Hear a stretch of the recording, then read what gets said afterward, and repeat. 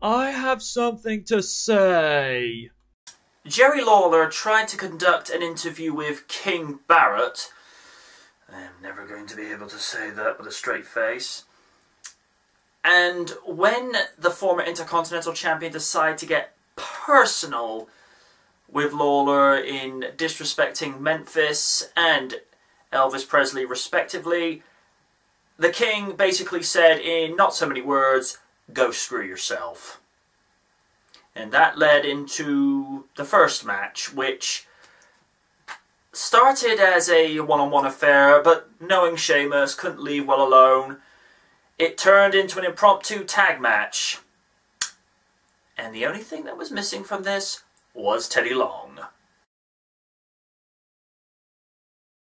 I enjoyed Neville's high-flying agility and Ziggler's ever-quick pace that he used to win the match via zigzag over Barrett. There was once upon a time where Fandango was super over with the fans and Creative had to go and kill his push. Morons!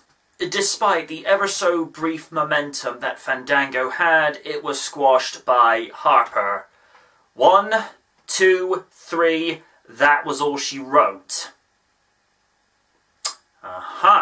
Then out comes Eric Rowan, to which I think he's going to attack his former teammate, but instead attacks Fandango. Reasons? I have something to say.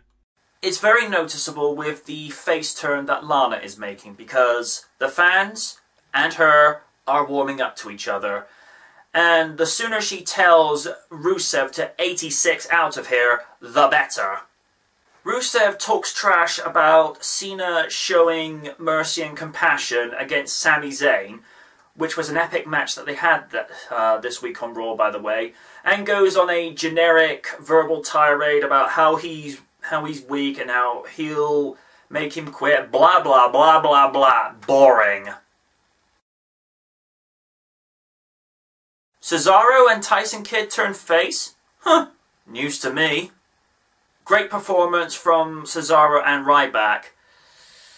Could have done without the interference from Bray Wyatt, which allowed Kofi to win via roll-up and pulling on the tights for the win. The New Day are insufferable. Bring out the divas! While I am glad to see Tamina back in the WWE, I would rather her go after the Divas title rather than be a female equivalent of Kevin Nash as the bodyguard for Shawn Michaels. And she's played this role before with AJ Lee specifically. I mean, the girl has got immense talent, but they're not using her. Typical. The match itself was nothing special. Naomi was made to look strong by mowing Emma down.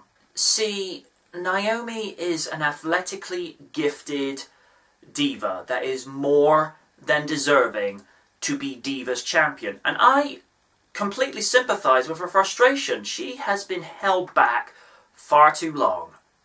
I've been saying this for years. But if you're going to push her in this direction and make her a Divas champion, then please make her look convincing. This is not the way. Naomi wins via rear view.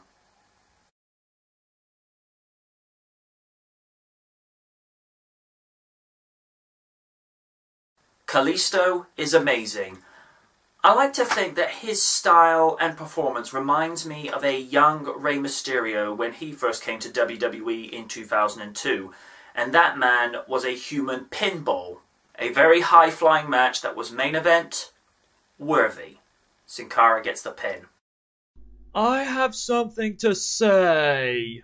4 WWE superstars in the ring for a contract signing with Kane supervising. What could possibly go wrong? Some trash talking from Seth Rollins to stir the pot between Randy Orton, Roman Reigns and Dean Ambrose. And to Kane as well, who's not been secret about his animosity towards the undisputed champion. And then a brawl ensues, like we haven't seen this 500 billion times before. An exaggeration? Yes. But you take my point. I just don't see any need for these contract signings when we could have had a tag team match between these four superstars. So with Payback 10 days away, I'm not feeling it so far. I'm also a little bit concerned that the next pay-per-view is that close around the next corner.